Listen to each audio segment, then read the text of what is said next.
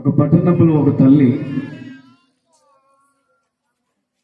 పిల్లలేని పరిస్థితుల మధ్యలో కృంగిపోతా ఉంది. ఎంతో వేదన చెందుతూ ఉంది. ఒకవేళ ఏదన్నా ఊరికి వెళ్దామనంటే చూసినటువంటి వాళ్ళందరూ కూడా ఆమెను ద్వేషించే విధానంలో నడిపించబడుతున్నారు. ఆమెను అవమానకరమైనటువంటి స్థితిగతుల మధ్యలో, బాధించే పరిస్థితుల మధ్యలో ఆమెని సూటిపోటి మాటలతో ఆమె హృదయాన్ని భయంకరమైనటువంటి కఠిన వ్యవస్థకు తీసుకుని వెళుతూ ఆమె ఏమి చేయాలో అర్థం కాలేని పరిస్థితుల మధ్యలో ఒక పక్క భర్త ద్వారా వేదన చెందుతూ, మరొక పక్క తన ఇరుగు పొరుగు బంధువులతోటి వేదన చెందుతూ, పెళ్ళై ఎన్నో సంవత్సరాలు అయినప్పటికీ కూడా కన్నీటి మయములు మార్చబడుతూ, నువ్వు అడగచ్చు, కన్నీటి వ్యవస్థలో ఆ యొక్క తల్లి బాధపడుతూ, బంధువుల ద్వారా, ఇరుగు పొరుగు వారి ద్వారా ద్వేషించబడుతూ, దేవుని సన్నిధికి వెళుతూ, దేవుడు నా ప్రార్థన ఆలకిస్తే బాగుండు, ఇంత భక్తి చేస్తున్నాను కదా, ఇంత విధానంలో నడిపించబడుతున్నాను కదా, ఇంత స్థితిగతుల మధ్యలో నా యొక్క జీవితం కొనసాగుతుంది కదా, దేవుడు నా ప్రార్థన కూడా ఆలకిస్తుంటే బాగుండు, అనేక మంది ప్రార్థన దేవుడు ఆలకిస్తున్నాడు, అనేక మంది దేవుడి సన్నిధిలో మొరపెడుతుంటే ఆ మొరను దేవుడు ఆలకిస్తున్నాడు, కానీ నా జీవితంలో ఎందుకు దేవుడు కార్యములు జరిగించాడు అని మొండి పట్టుదలతో దేవుని సన్నిధిలో ప్రార్థించడం మొదలుపెట్టింది. దేవుని సన్నిధిలో కన్నీళ్లు కారటం మొదలుపెట్టింది. దేవుని సన్నిధిలో ప్రలాపించడం మొదలుపెట్టింది. మన దేవుడు ఎవరు అంటే, ప్రార్థన చేసే వారి దగ్గరికి సమీపంగా ఉండే దేవుడు. హల్లెలూయా, హల్లెలూయా. ప్రార్థన చేసే వారి దగ్గరికి వచ్చి వారి సమస్యలేంటో కనుక్కుండే దేవుడు, వారి బాధ ఏంటో కనుక్కుండే దేవుడు, వారి యొక్క ఇరుకు ఇబ్బందులేంటో కనుక్కుండే దేవుడిగా ఆయన దేవుడు పిలిచిన వెంటనే ఆమె దగ్గరికి వచ్చి ఆమె బాధ ఏంటో కనుక్కోవటానికి యేసుక్రీస్తు ప్రభుల వారు ప్రత్యక్షమై, అమ్మా ఎందుకు బాధపడుతున్నావు? ఆమె అంటుంది, ప్రభువా ఇదిగో నాకొక చక్కటి మగబిడ్డనిస్తే వారిని పరీక్షగా నేను వదిలిపెడతాను, తన యొక్క వ్యక్తిగత జీవితాన్ని నీ చేతికే అప్పగిస్తాను, తన యొక్క జీవితాన్ని నీకే సమర్పించుకుంటాను, నా మీద ఉన్నటువంటి నిన్నను కొట్టివేయడానికి ఒక్క కుమారుని కానీ కుమార్తెను కానీ దయచేసి నాకు అనుగ్రహించు అని దేవుని సన్నిధిలో ప్రార్థిస్తూ ఉండగా దేవుడు ఆమె గర్భాన్ని తెరవటం ప్రారంభించాడు. ఏమండి, నెలలు గడిచిన తర్వాత ఆమె ఆ బిడ్డను ఎత్తుకొని, ఆ తల్లి ఎత్తుకొని, నేను నా కుమారుడి విషయంలో వేదన పడి ఇతరుని కంటిని అని అనుకొని, కడుపులో ఉన్నప్పుడు ఈ బిడ్డ నన్ను వేదనతో వేధించి నొప్పులతో బాధించి నన్ను ఈ రకమైనటువంటి స్థితిగతుల మధ్యలో నడిపించాడు నా గర్భంలో ఉన్నప్పుడని ఆ తల్లి అట ఆ అబ్బాయికి వేదన అని పేరు పెట్టాడంట. హల్లెలూయా, హల్లెలూయా. వేదన అనే మారు పేరు ఏమిటంటే ఎబ్బేజు. ఎబ్బేజు అనగా వేదన పుత్రుడు. ఎవరైనా ప్రియా దేవుని బిడ్డలారా, నిన్ను చూడాలన్నటువంటి ఆ తల్లులను చూస్తే ఆ బిడ్డ లోలోపల పెరిగే కొంది తల్లికి భారంగా మార్చబడుతుంది. అవునా కాదండి? భారంగా మార్చబడుతుంది. ఎందుకంటే కొన్ని సందర్భంలో ఆ యొక్క కడుపులో ఉన్నటువంటి ఆ బిడ్డ తిరుగుతూ ఉన్నప్పుడు కొన్ని సందర్భంలో తల్లి వేదన పడుతూ ఉంటుంది నొప్పులతోటి. ఎప్పుడు వీడు బయటకు వస్తాడా, నేను ప్రశాంతంగా ఉందామని తల్లి ఎంతగానో వేదన పడుతూ ఉంటుంది. ఎంతగానో నొప్పులు భరాయించలేక ఏమండి ఆ తల్లి ఆ బిడ్డ విషయంలో ఎంతగానో ప్రయాసపడుతూ ఉంటుంది. ప్రయాసపడి ఆ బిడ్డ ఎప్పుడైతే ఏమని గర్భము దాల్చాడో ఆ బిడ్డ పేరు ఏమని బైబిల్లో ఆ తల్లి పెట్టినటువంటి పేరు ఏంటంటే ఎబ్బేజు అనే దానికి అర్థం ఏంటంటే వేదనా పుత్రుడు. కడుపులో ఉన్నప్పుడు వేదనతో ఆ బిడ్డను జన్మించింది కాబట్టి, కడుపులో ఉన్నప్పుడు నొప్పులు భరాయించలేనటువంటి స్థితిగతుల మధ్యలో ఆ బిడ్డకు జన్మనిచ్చింది కాబట్టి, నీవు నా గర్భంలో ఉన్నప్పుడు ఇంత బాధించావు కాబట్టి నీవు వేదనా పుత్రుడివి అని చక్కటి నామకరణాన్ని చేసింది. ఆ అబ్బాయి ఏమండి చిన్న చిన్నగా పెద్దవాడవుతూ బ్యాగ్ తగిలించుకొని బడికి వెళ్తా ఉంటే ఆ అబ్బాయిని పిలుస్తున్నారంట, అరే వేదనా పుత్రుడా,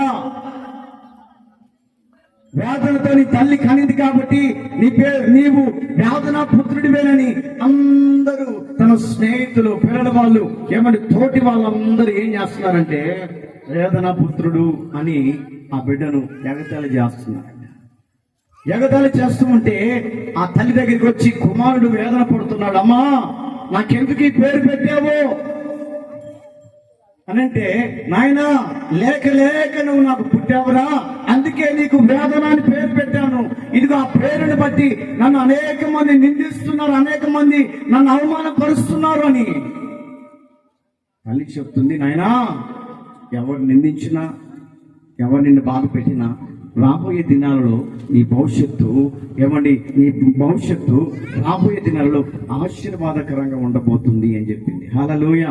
చదవండి ఆ మాటను దినవృత్తాంతాల మొదటి గ్రంథం 4వ అధ్యాయం 9వ వాక్యాన్ని చదువుకుందాం.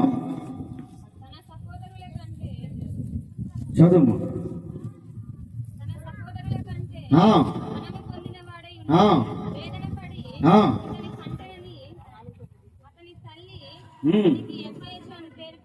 అతని తల్లి అతనికి ఎబ్బేజు అనే పేరు పెట్టిందంట. ఎబ్బేజు అనే పేరు పెట్టింది ఎందుకంటే ఇతడు వేదనతో నేను ఇతన్ని కన్నాను కాబట్టి ఎబ్బేజు అనే పేరు పెట్టింది. తల్లి మరలా వేదన పడిపోతుంది.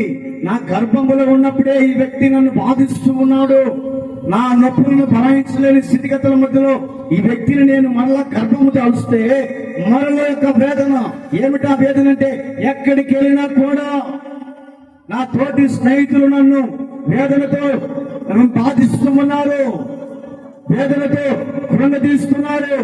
నా స్థితిగతులు రాబోయే దినాల్లో ఏ స్థితిగతుల మధ్యలోకి వెళ్ళాలో తెలియని పరిస్థితుల మధ్యలో తల్లి దగ్గరికి వచ్చి బాధపడుతున్నాడు.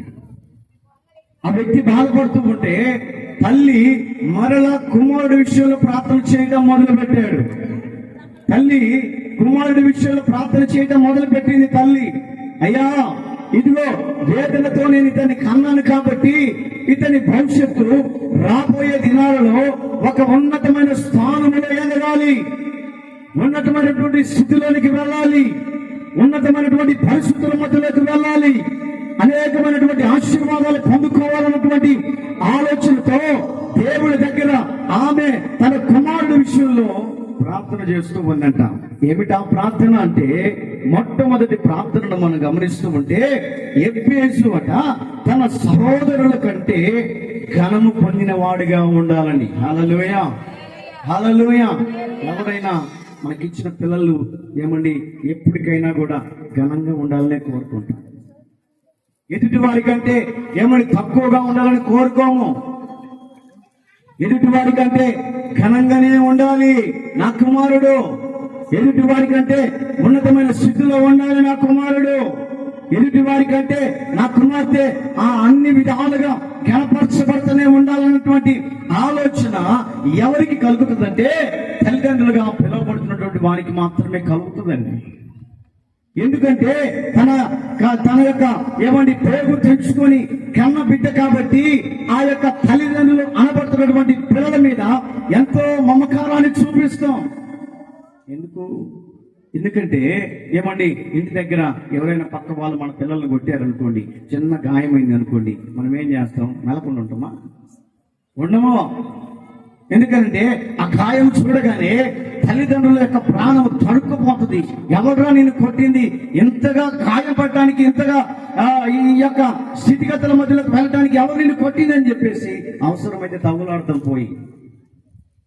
తగులాడితే గాయం తగ్గుతుందా? ఆయాసం తగ్గుతుంది. ఒక ఆయనంట ఆయాసం అవుతుందని చెప్పి పాయాసం తాగిండంట. ఆయాసం అవుతుందని పాయాసం తాగేసరికి కాసేపటికి అయ్యగారు గుట్టెక్కమన్నాడు పైకి. ఆయాసం వచ్చేవాడికి పాయాసం ఎత్తే ఏమన్నా కుదురుతుందండి?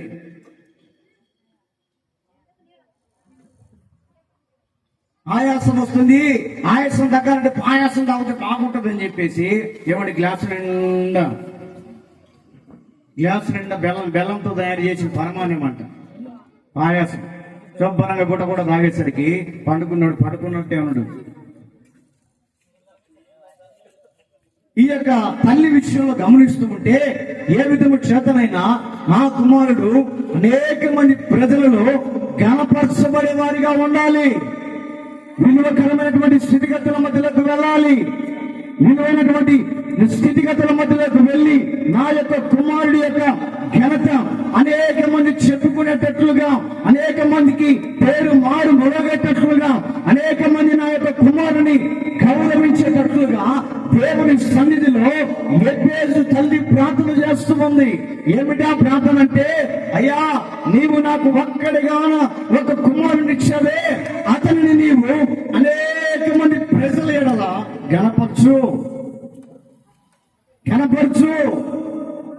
ఆ బిడ్డను అనేక మంది చెప్పుకునేటట్లుగా కనపరచు రాబోయే దినాలలో.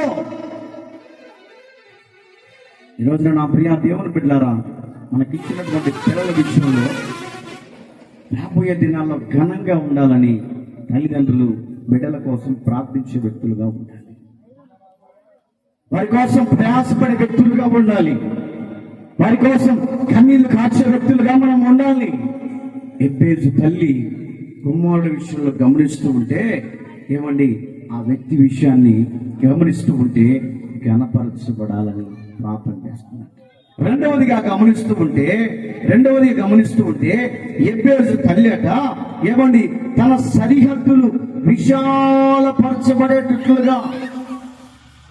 దినవృత్తాంతాల మొదటి గ్రంథం 3వ అధ్యాయం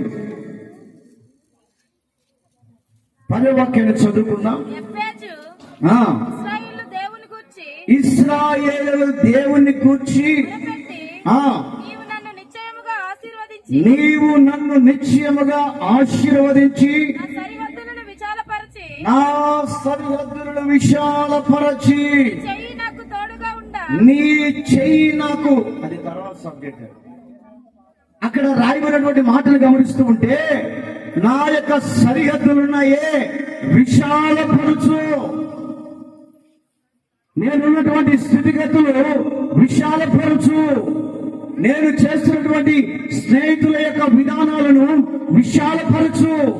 నేను దేవుని ద్వారా ఆశీర్వాదం పొందుకునేదే కాకుండా నాతో పాటు ఎవరైతే స్నేహం కలిగి ఉంటారో, నాతో పాటు ఎవరైతే నడుస్తూ ఉంటారో, నాతో పాటు ఎవరైతే నడుస్తూ నాయముటి ఎవరైతే వస్తుంటారో వారి సరిహద్దుల విషయంలో కూడా విశాలపరచు అని. ఇరుకులైనటువంటి ఏమండి వ్యక్తిగత జీవితాలను విశాలపరచబడాలని, ఇరుకు అనబడుతున్నటువంటి శ్రమల మధ్యలో నుంచి విడిపించబడి విశాలమైనటువంటి ప్రదేశంలోనికి వెళ్ళాలని, ఇరుకు అనబడుతున్నటువంటి ఆ స్థితిగతులు ఏమని మరుగుపరచబడి విశాలకరమైనటువంటి హృదయాన్ని దేవుడు అనుగ్రహించాలని తన తల్లి అట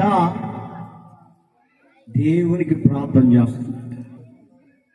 దేవునికి మొరపెట్టే వారిగా కనపడుతూ ఉందంట. ఆ ప్రియా దేవుని బిడ్డలారా, భూమి మీద మాకు ఇచ్చినటువంటి పిల్లల విషయంలో ఏమండి వారి యొక్క రాబోయే జీవితం గురించి మొరపెట్టే వారిగా మనం కనపడాలి. రాబోయే జీవితం గురించి వాళ్ళు ఏ విధమైనటువంటి స్థితిగతుల మధ్యలో పెంచబడాలో, ఎక్కడికి వాళ్ళని ఎటువంటి స్థితిగతుల మధ్యలోకి తీసుకుని వెళ్లాలో, తల్లిదండ్రులకు ఉన్నటువంటి ఈ యొక్క ప్రేమను బట్టి, నమ్మకాన్ని బట్టి వారి విషయంలో ఒక ప్లాన్ కలిగి ఉండాలి. ఒక ప్లాన్ కలిగి ఉండాలి. ఎందుకు అంటే ఎబ్బేజు తల్లి దేవుని సన్నిధిలో తన సరిహద్దులు విశాలపరచమని ప్రార్థన చేస్తూ ఉంది. విశాలపరచబడటం అంటే ఏమండి, అతను తక్కువ ఉన్నటువంటి స్థితిని ఆశీర్వాదపు మార్గాలు నడిపించబడాలని, ఆశీర్వదించబడుతున్నటువంటి స్థితిగతుల మధ్యలోనికి వెళ్ళాలని, అనేక మంది తన పేరు గురించి మారు మ్రోగిండేటట్లుగా ఆశీర్వదించమని, తన సరిహద్దులు విశాలపరచమని దేవుని సన్నిధిలో తల్లి ప్రార్థించటం మొదలుపెట్టింది. తల్లిదండ్రులుగా ఉన్నటువంటి వారు బిడ్డల కోసం కన్నీరు కార్చే వారిగా కనపడాలి. ఆ యొక్క మూడవదిగా మనం గమనిస్తూ ఉంటే ఏమని, ఎఫెసోట నాకు ఆయన చెయ్యి తోడుగా ఉంచమని, తోడుగా ఉంచమని. దేవుని చెయ్యి మన తల మీద ఉంటే ఏమండి, మనము ఆ యొక్క ఎటువంటి హాని, అపాయం అనేది కలగనివ్వకుండా ఆయన చెయ్యి మనకు తోడుగా ఉన్నప్పుడు ఎటువంటి హాని మన దగ్గరికి రాదు. హల్లెలూయా, హల్లెలూయా. ఎందుకంటే దేవుని చెయ్యి మనకు తోడుగా ఉంది. ఇంట్లో నుంచి బయటికి వెళ్ళినా, ఏమండి, ఎక్కడ ట్రైన్లో ప్రయాణం చేసినా, బస్సులో ప్రయాణం చేసినా, ఏ ప్రాంతానికి వెళ్ళినప్పటికీ కూడా దేవుని చెయ్యి మనకు తోడుగా ఉంది కాబట్టి ఏ ప్రాణాపాయం అనేది మన దగ్గరికి తరిచేవదండి. ఏ ఆటంకాలు మన దగ్గరికి రావు. ఏ స్థితిగతుల మధ్యలో మనము నడిపించబడం. ఎందుకంటే దేవుని చెయ్యి మనకు తోడుగా ఉంటుంది కాబట్టి. బైబిల్ చోట రాయబడింది, నిన్ను నేను నా అరచేతిలో చెక్కుకొని ఉన్నాను. దేవుడే నిన్ను అరచేతిలో చెక్కుకుంటే ఏ ప్రాణ అపాయం తరిగి చారదు. కారణం ఏంటంటే దేవుని హస్తపు రెక్కల నీడలో నువ్వు ఉన్నావు కాబట్టి. దేవుని రెక్కల నీడ అనబెట్టినటువంటి ఆ రెక్కలు నీ మీద చాపబడ్డాయి కాబట్టి, ఆ తోడు నీ మీద ఉంది కాబట్టి, ఆ నీడ నీ మీద ఉంది కాబట్టి, ఆ కాపుదల నీ మీద ఉంది కాబట్టి, ఆ క్షేమం నీ మీద ఉంది కాబట్టి ఏ ప్రాణ అపాయము నీ ధరికి రాదు. కారణం ఏంటంటే దేవుడు నీకు తన చెయ్యిని తోడుగా పంపిస్తున్నాడు. ఈరోజు నా ప్రియ దేవుడు బిడ్డలారా, అన్యులను గమనిస్తూ ఉంటే చాలా మంది కార్లలో, బైకులలో ఎంతో మంది ప్రయాణాలు చేస్తూ భయంకరమైన యాక్సిడెంట్లకు గురి కావట్లేదంటారా? పేపర్లో చూస్తున్నాం, యూట్యూబ్లలో చూస్తూ ఉన్నాం. ఎంతో మంది భయంకరమైనటువంటి విషకాదములు పడిపోయినటువంటి వాళ్ళు చాలా మంది చూస్తున్నాం. ఈరోజున యేసుక్రీస్తును నమ్మినటువంటి బిడ్డలకి ఇలాంటి వార్తలు వినడం తక్కువ. దేవుని నమ్ముకున్నటువంటి బిడ్డలకు ఇలాంటి విషయాలు జరగడం తక్కువ. ఎందుకంటే దేవుని యొక్క ఏమని రెక్కల నీడ దేవుని బిడ్డలకు కాపుదలగా ఉంటుంది. హల్లెలూయా, హల్లెలూయా. దేవుడు మనకు ఒక కాపుదలగా మన మీద ఉంటాడు. ఎందుకనంటే ఎల్లప్పుడూ దేవుని నామాన్ని స్మరించే బిడ్డగా, దేవుని నామాన్ని స్తుతించే బిడ్డగా, దేవుని నామాన్ని గణపరిచే కుటుంబంగానే ఉన్నావు కాబట్టి ఆ దేవుని యొక్క తోడు మనల్ని ఎక్కడికి వెళ్ళినా కూడా, ఏ ప్రాంతానికి వెళ్ళినా కూడా తిరిగి క్షేమకరంగా గృహానికి చేర్చబడుతూ ఉన్నామంటే ఆ దేవుని తోడు మనకు ఉండబట్టి ఈ రోజున మనకు ఎటువంటి ప్రాణాపాయాలు కలగట్లేదండి. ఎబ్బేజు తల్లి తన కుమారుడు విషయంలో ప్రార్థిస్తూ ఉంది. మూడవ ప్రార్థన ఏమిటి? ఆ ప్రార్థన అంటే, నా కుమారుడు ఎక్కడికి వెళ్ళినా కూడా నీ రెక్కల నీ కింద ఉండాలయ్యా. ఈ రెక్కలకి నీ రెక్కల నీడ కింద ఆ బిడ్డ దాచబడాలి. ఎందుకు ఇంతగా ఈ కుటుంబస్తులు ఇంత ఘనంగా జరిపించుకుంటున్నారంటే, లేక లేక చక్కటి కుమార్తెను దేవుడు ఇచ్చాడని. లేక లేక చక్కటి కుమార్తెను దేవుడు మాకు ఇచ్చాడని ఇంతగా ఏమని ఇంత స్టేజీ వేసుకొని ఇంత జనాలను పిలుచుకొని బంధువులను ఏమండి సంఘ సేవకులు పిలుచుకొని ఏమండి తోటి వారిని స్నేహితులను పిలుచుకొని ఇంత ఘనంగా చేయడానికి గల కారణం ఏంటంటే దేవుడు మా ప్రార్థన, మా కుటుంబ ప్రార్థన దేవుడు ఆలకించి చక్కటి కుమార్తెను ఇచ్చాడన్నటువంటి కృతజ్ఞతతోటి నిజమే, దేవుడు కుటుంబ ప్రార్థన ఆలకించిన దేవుడు ఆ యొక్క బిడ్డ భవిష్యత్తు రాబోయే దినాలలో ఏమండి ఆశీర్వాదకరంగా బ్రతికేటట్లుగా తల్లిదండ్రులుగా ఉన్నటువంటి వాళ్ళు మొరపెట్టే విధానం వారు నేర్చుకోవాలి. 4వదిగా గమనిస్తూ ఉంటే ఎబ్బేసు తల్లి అట తన కుమారుడికి కీడు నుంచి తప్పించబడటానికి ప్రార్థన చేస్తుందట. కీడు అనేది రానివ్వకుండా నా బిడ్డ చుట్టూ నీవు కాపుదలగా ఉండని ఎబ్బేసు తల్లి తన కుమారుడి విషయంలో మొరపెడుతూ ఉంది. కీడు కొన్ని సందర్భాల్లో అకస్మాత్తుగా మనకు ఏమండి మన కుటుంబాలకు తగులుతూ ఉన్నప్పుడు, మన కుటుంబాలను వెంబడిస్తున్నప్పుడు, మన కుటుంబాలలో ఏమండి తాకుతున్నప్పుడు ఏమండి మొట్టమొదటిగా నువ్వు చేసినటువంటి ప్రార్థన ఏంటంటే నా కుటుంబానికి ఏ కీడు రానివ్వకుండా, ఏ అపాయం రానివ్వకుండా అయ్యా నీవు నాకు కాపుదలగా ఉండు, నా కుటుంబానికి కాపుదలగా ఉండని. కుటుంబ యజమానులు పిల్లల విషయంలో ప్రార్థించే వారిగా మనం కనపడితే దేవుడు మన ప్రార్థన ఏం చేస్తాడంటే ఆలకిస్తాడు. దేవుడు మన మొరను ఆలకిస్తాడు.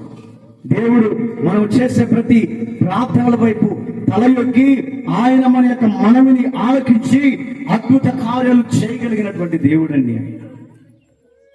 ఎంత గొప్ప దేవుడి నామాన్ని గణపరచడానికి గల కారణాలు ఏంటంటే ప్రార్థించి అనుభవం ఏ తల్లికైతే ఏ తండ్రికైతే ఉంటుందో ఏ అపాయం దరిచేరనివ్వకుండా, ఏమంటే ఏ యొక్క ఆపద అనేది దరిచేరకుండా, ఏ యొక్క ఆటంకం దరిచేరనివ్వకుండా ఆ కుటుంబానికి దేవుడే రక్షణ నిలయముగా ఉండునుగాక.